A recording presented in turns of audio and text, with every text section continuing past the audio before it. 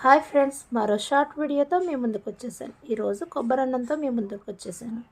ఈరోజు అమ్మవారికి 3వ రోజు ప్రసాదంగా కొబ్బరన్నం తయారు చేశానండి. దానికోసం నేను రైస్ అయితే కడిగి పెట్టేసుకున్నాను, అలాగే కొబ్బరి తురుముకున్నాను. ఇప్పుడు రైస్ మనకు ఉడికిపోయింది కదా, ఇక్కడ తీసుకున్న ఇంగ్రీడియంట్స్ అన్నీ కూడా తీసుకుని పక్కన పెట్టుకున్నాను.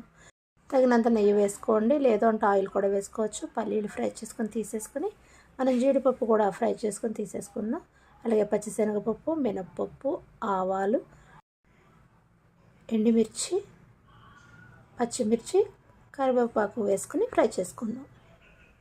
1 స్పూన్ జీలకర్ర కూడా వేసుకుని ఫ్రై చేసుకుని కొబ్బరి కూడా వేసేసుకుని ఫ్రై చేసుకుందాం.